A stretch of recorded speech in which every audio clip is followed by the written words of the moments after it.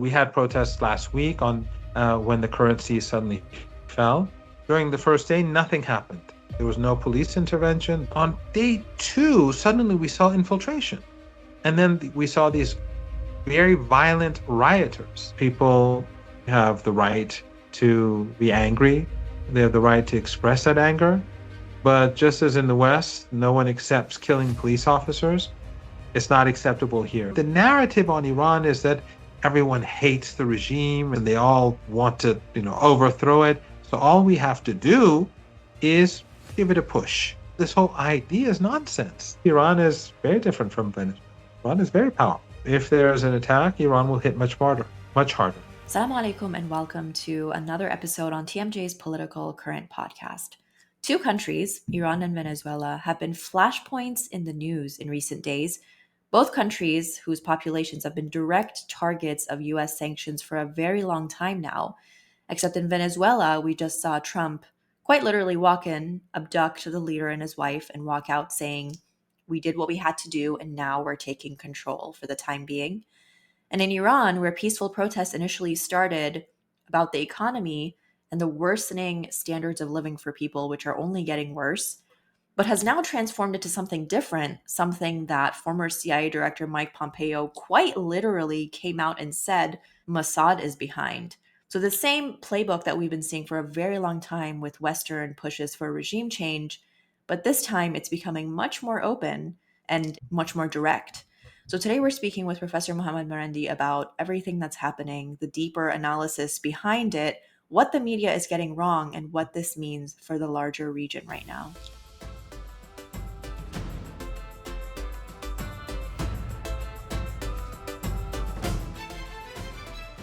Professor Marandi, thank you so much for joining us again on TMJ News. Definitely lots to cover in just the last few days, but I'm going to start actually with Iran. What we now see are protests and in recent cases, riots as well that are taking place.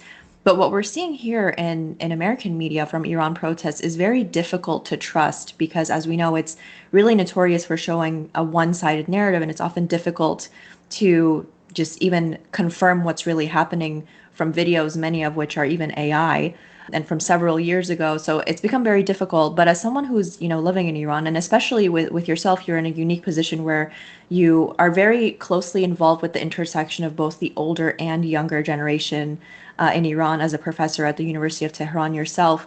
Can you give us that inside look at what's really happening? How did these protests even start, and how are they progressing? First, you have to take into account the fact that in the West, for almost 50 years now, since the revolution, Iran has always been portrayed as an abnormal country. Everything about it is abnormal. And that's why they use the term regime. Regime always, they never say the Saudi regime or the Argentinian regime it's always the Iranian regime or one or two, maybe the Maduro regime, since he's a bad guy too. The Ansarullah regime, that's what they use it to imply that this is something abnormal, something that's not legitimate, and something that is not permanent because it is not normal.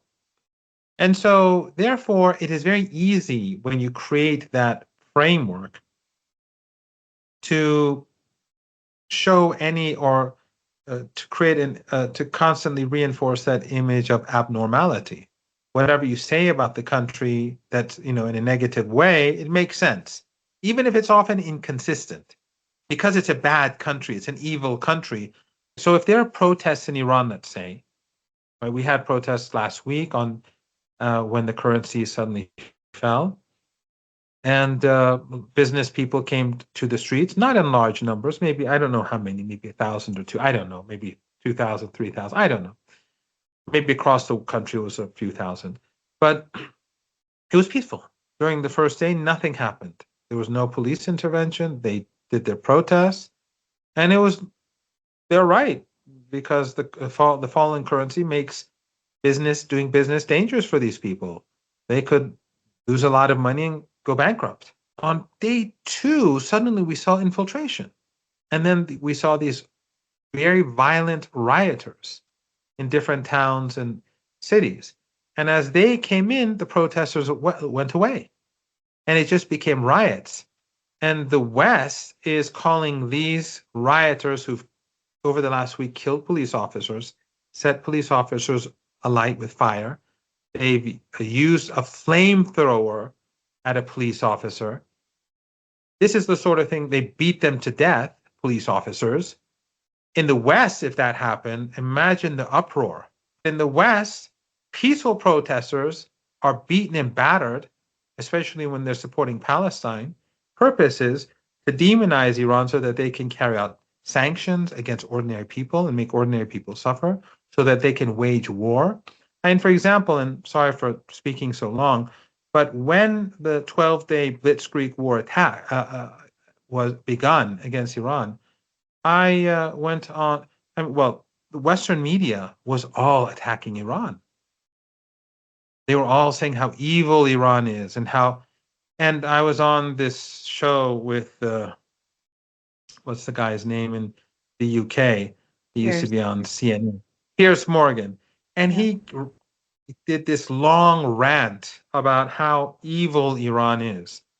And the purpose of this information in all these media outlets is to legitimize death and destruction. It's to demonize so that people will, instead of saying, well, this is illegal, attacking Venezuela is illegal. This is like what they would do in the 19th century, or invading Iran or slaughtering people in Iran is illegal. Instead of saying that, they say, well, they're the bad guys. Yeah, it's somehow justified. Iran is a very normal society, and that the Islamic Republic of Iran has a high degree of popular legitimacy, but it's an open society. If you go in a taxi in Iran, people will say bad things about the government, about the leader, about the state of life. If you go on a bus, the same, because Iranians are very, people when you sit in a bus, people talk. When you go in the metro, people talk. Not everyone, but it's not as like my experiences in the West where everyone is quiet and they stare ahead. They often talk with each other. So you often hear people say all sorts of things. If you look at the different political parties, their Telegram channels, their websites, many of them attack the leader in a polite way, but others viciously attack the president. They attack his opponents. But in the West, they choose to pretend that this doesn't exist. And you mentioned, you were speaking about that nuance, especially within public opinion within Iran. And I think that's key because we know, and for a very long time, Iranians have been struggling as a result of U.S. imposed sanctions, for decades. And at the same time, though, we know the sanctions aren't the only thing to blame. So, the government as well, which is part of the reason why these protests started, carries lots of the blame in terms of just taking accountability for what's happening and at least trying to make even that, small percentage that does count, aside from the sanctions, really count for bettering the living standard of the Iranians. One thing that was, interesting for me, I saw a few days ago, Fars News, an Iranian news channel, was doing interviews with bazaar owners and shop owners as the protests had initially started. And it's interesting because, when they went up to people, quite a few of them said, are you actually going to show this on Iranian TV? So we know that there is a perception among the public that their media agencies or their government oftentimes doesn't hear their grievances. So why do you think, though, that this aspect as well isn't emphasized? Sometimes it's all as though the sanctions conversation is used as a scapegoat for the actual difficulties that people are facing, that the government could play a big role in alleviating. And as you mentioned, this is, public opinion that does exist. Many people are very open in expressing their public opinions about the government and whatnot in a very peaceful way. But why do you think this specific reality is oftentimes shoved under the rug when it comes to recognizing the difficulty Iranians are going through rightful protest? Well, there are a number of things here. One is that the sanctions actually have a major impact, and that's the objective, not just in Iran, but in Venezuela, in Cuba, and elsewhere, like in Syria. They use the sanctions to bring the Syrian people to their knees. Part of the reason why Syria collapsed was because they kept tightening the noose on the nation and they strangled it. And not it wasn't the only reason, of course. And Syria, of course, had many of its own problems. The government was by no means ideal, but sanctions are imposed to have that effect. And in the case of Iran, it has a major effect. In Iran, another thing you should take into account is that the West has created through billions of dollars, spending billions of dollars a year, billions of dollars, when you combine it all together, in creating an anti-Iranian media empire. They have all sorts of Persian language television channels. They have all sorts of online websites and Telegram channels, and they have cyber armies and in Albania, and so they're spending huge amounts of money to demoralize Iranians, to create fear and division, and to make and to create perceptions inside Iran. And they do have some effect. I'm not saying that they have enormous influence, or nor am I saying that they have no influence at all. But they are a part of Western. They work for Western intelligence agencies, whether it's the BBC Persian or any of these other outlets. So, for example, in the riots that we've had the last week, which are coordinated from abroad. Remember, the protests are one thing, the rioters are another. The rioters are small groups of people in different towns and villages. They're funded, not all of them, but the ringleaders, many of them are funded from abroad, and they make contact or over the years through social media, and they're paid often by Bitcoin and that sort of thing. Iran does the same, by the way, but not with for violence. If you've noticed over the past couple of years, a lot of people in the Israeli regime have been arrested and they've been accused of spying for Iran. What they were doing most probably is that through social media, someone in Iran or affiliated to Iran or a friend of Iran would ask for information. I assume I don't know these things, but I'm guessing from what the Israelis and from what I've read and from what the Israeli regime is saying, that they would pay them through Bitcoin and they'd get information. So it's not a one-way street. But what they do in Iran is push for violence, death, and destruction, and Western media supports it, whether the Persian language Western media or the mainstream media, and including media in our region. Because, I mean, Al Jazeera or Al Arabiya or Sky News Arabic, or none of these are friendly to Iran. They are a part of the American camp. This time round, the protests were smaller, and the violent groups are much smaller, probably because a lot of people are more skeptical of the West um, after Gaza, after the 12-day war, when Iran was negotiating and then they attacked us. Views of the West have evolved, and I think Trump's statements over Venezuela that we now own it and it's ours. People see that, and their views of the West become increasingly negative. So I think it decreases the influence of Western Persian language media to infiltrate Iranian society. And also, I think that these groups that are funded from abroad, it's harder for them to have a major impact because the Iranians are now much more careful about uh, foreign intelligence services, both after what happened 3, 4 years ago, but more importantly, after what happened in the 12-day war. So what we're seeing today is not really all that significant. The government, of course, has to get its act together, and people, they have the right to be angry, and they have the right to express that anger. But just as in the West, no one accepts killing police officers. It's not acceptable here. In the West, it's acceptable for them to kill our police officers, and often promoted. We've seen that in the Persian language media, how they were promoting killing people during the Mahsa Amini affair 3, 4 years ago. I tweeted some of those footage when they were saying that they should kill police officers and they should murder people. But in any case, um, there's no big issue in Iran.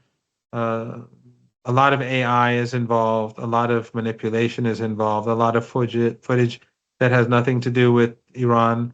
or Iran today is put online, just like in Venezuela. I don't know if you've seen over the past few hours, they've been showing these huge demonstrations where people are celebrating and hundreds of 100,000 likes. It's not even. Some of them are in like Argentina, some of them are in Florida, some of them Yeah, are there was like one in Miami. People in years Miami. ago in yeah in Miami. Some of them were from like Venezuela years ago, but that's how they do things. Yeah, and you mentioned, obviously the Iranian people being much more aware of what's happening. And I think that's absolutely true because it's been no secret that every time Iranians start peacefully protesting, it's always turned into something different. It's almost as if there's like these foreign, claws that are just waiting, just pouncing on any opportunity to push that regime change narrative that Washington and Israel have for so long sought in Iran. And it's really astounding to me how open it's gotten. From Trump tweeting that, if Iran is hostile toward protesters, we're gonna get involved. We're gonna come to their rescue specifically. So And we're if the Iranian police kill protesters, let's say, Mhm. we'll come and kill many more Iranians. That's what the United States does. They what they when they uh, attacked Venezuela, they killed lots of people. They killed civilians, they killed government officials, and they killed soldiers. They murdered them. And sadly, a segment of American society, you know, is very happy about this because you know they forget that these are human beings, or they ignore the fact that these are innocent human beings, and this is aggression. And that's the same is true in Iran. We saw actually Pompeo admit That was wild. Yeah, that in a tweet that Mossad is with the rioters or the absolutely. Yeah, he protesters, said as he called. specifically, Yeah, actually, he that said, shows how stupid he is. It shows how what a fool he is, and what a and fool is the it's head of the U.S.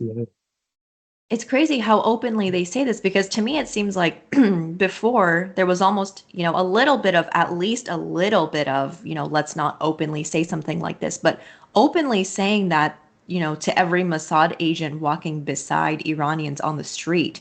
That's huge, and I'm not sure why it's being taken so lightly. The same way, it's insane for just walking into a sovereign country like Venezuela, quite literally kidnapping its leader and his wife and walking out and making it seem as though that was the most And democratic thing. murdering people on the way, and Murdering murdering people on people the on the way. way, destroying infrastructure, you know, No congressional sanctioning the country, approval. impoverishing the people, and then killing the people and destroying the infrastructure. That's what the United States does. And my question to you now is, given what But just just before happened, you continue, but yeah, just before you see all these parallels in Venezuela too. Just a few hours ago, I tweeted a U.S. general, I guess a retired U.S. general, went on. I don't recall what channel it was. I didn't look carefully, but he was saying that what happened in or what's happening in Venezuela is great for Israel, and then he said for the people of Venezuela, or yeah, for he Venezuela. corrected it.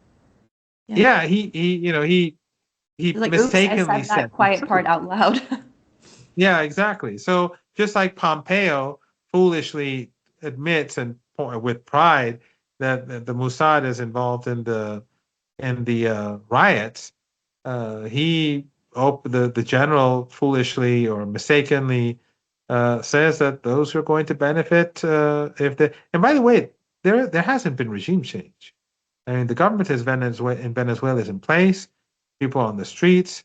The militias have mobilized. Americans can bomb, but they don't have a foothold on the ground yet. And if they do have a foothold, I don't think they'll be able to sustain it. So we shouldn't believe Trump's nonsense about owning Venezuela. We'll have to see. I think the people of Venezuela will have a lot to say about this. And the very fact that he basically says we own it has made Venezuelans very angry. I've been to Venezuela multiple times, and I have many friends there, and and I'm in constant contact with them. I was speaking to one of them just a few minutes before you and I spoke, and they believe that ultimately the Trump regime will fail. And you know what's another thing that was really interesting and very revealing is Maria Machado, the opposition leader who also won that Nobel Peace Prize. and how the US, propped her up as that freedom fighter. The moment this happened, Trump came and said, you know what, actually, she doesn't have as much respect from the people. So, we'll take it from But here. why? Why do you think that's the case? If he said that she is the president, right? Then when she enters Venezuela, he'll have to put boots on the ground. And then when he has boots on the ground, those troops are going to get killed. People start attacking. It'll be like Iraq. And they will. And remember, Trump also said that we're not going to pay for Venezuela. We're going to, it'll pay for itself. That's exactly what the Bush regime was saying about Iraq, that the occupation will pay for itself. But ultimately, the United States spent trillions of dollars in Iraq. It was more expensive, significantly more expensive than Afghanistan. So the same nonsense. And remember, back then it was mission accomplished. Remember, I don't know, you're young, you probably don't remember, but you may have seen it in history books or online. Uh, when they took Iraq, Bush went on an aircraft carrier, and then there was this billboard behind him, or something written behind him saying "Mission accomplished," and it went downhill ever, right after that. And in the case of Venezuela, if she is taken, if she's the president, then they'll have to install her, and then they're going to have to sacrifice American lives. So I think he did that so that he, at least for now, wouldn't have to send in U.S. troops. But ultimately, will any Venezuelan accept the United States owning their oil? What they've done by kidnapping Maduro has made him much more popular than he was before. People are saying that if this continues for long, he'll become more legendary among Venezuelans than Chavez, especially they say after his New Year message, that a message followed by this kidnapping is having a big effect on the mood in society.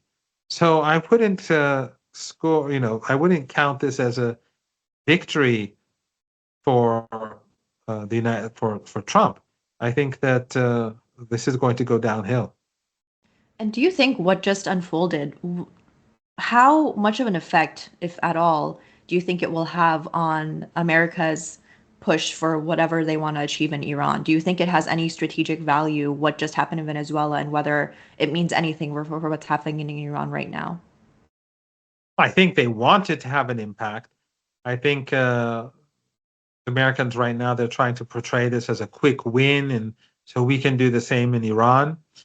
But this is deeply flawed for two reasons. One, it's not a quick win, what we see in Venezuela. And two, Iran is very different from Venezuela. Iran is very powerful. And I think Iran showed its power in the 12-day war. It is a unique it is a very interesting country. Um, the religious culture in the country makes it very resilient, especially their way in which they revere the grandson of the Prophet, Imam Hussein, and his sister, and the story of Karbala. That is deeply embedded in Iranian culture and society. So there's a certain resilience in Iran that I think is quite extraordinary. And the Iranians have shown during the 12-day war that how they can defeat the combined forces of the West. Remember, the entire West was behind the Israeli regime. And the countries of the region, they were either with the Israeli regime or they were allowing the Americans to use their facilities. And they were, closing their eyes to reality. Whether, to the northwest of Iran or to the west of Iran, except for Iraq, not the northern parts of Iraq. Uh, the United States were using bases across the region, the airspace of countries across the region, the radar stations in all these regions to help the Israeli regime. The Europeans were helping the Israeli regime.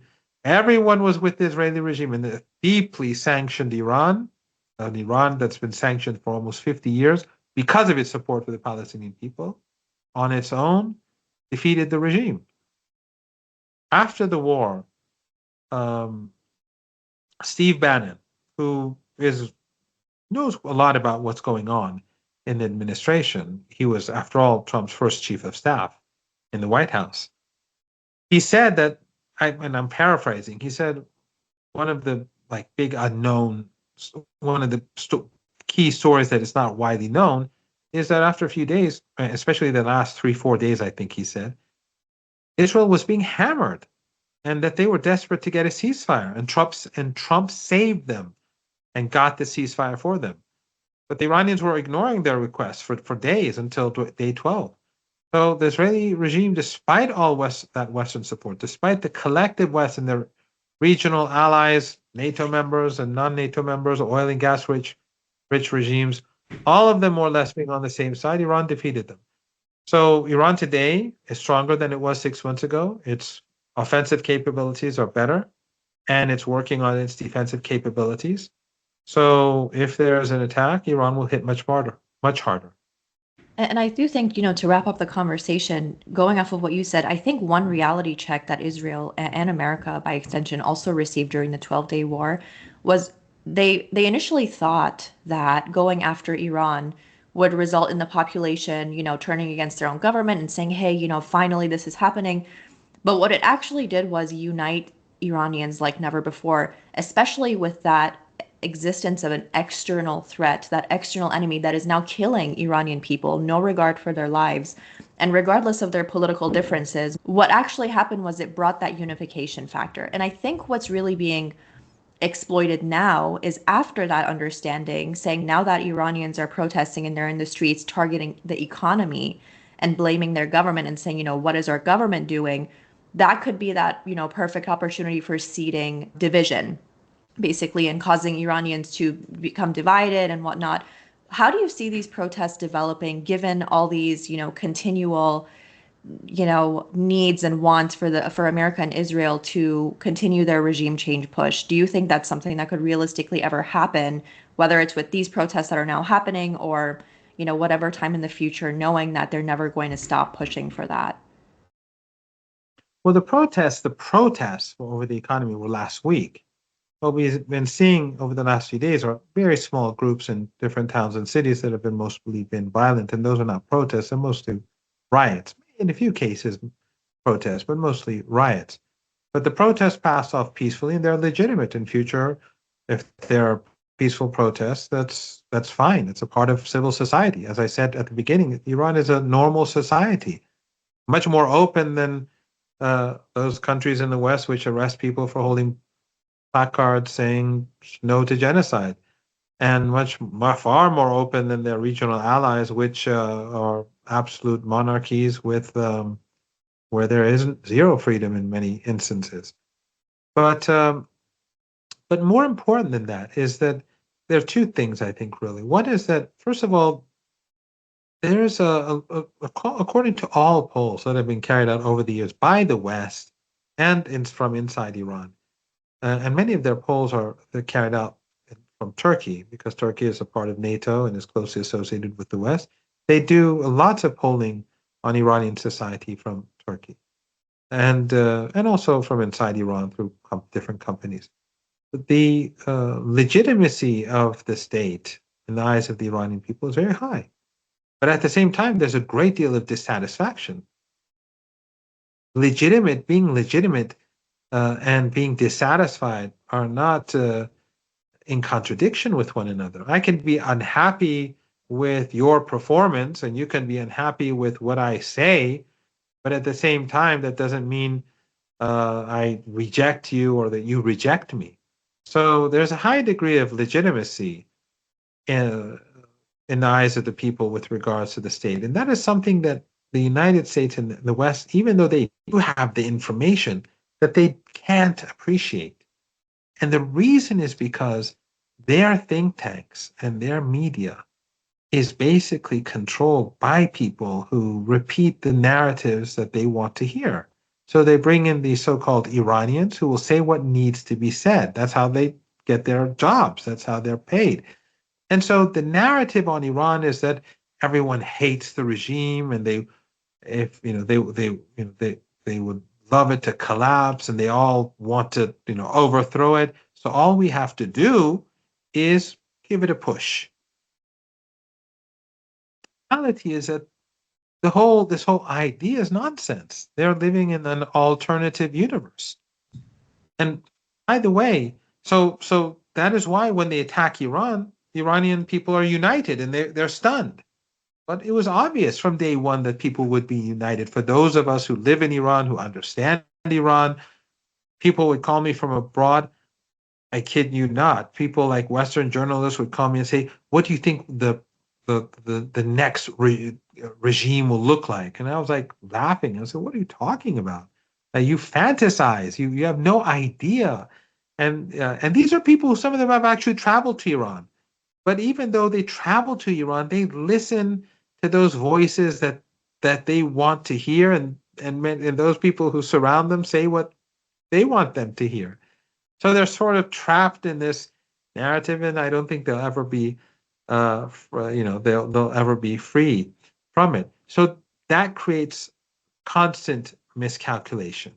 That's why they carry out operations and they don't get the results. Why don't they get the desired results? Because from the very beginning, their understanding of the situation was completely flawed. Well, Professor Marandi, thank you so much for joining us once again. Always wonderful to have you on TMJ.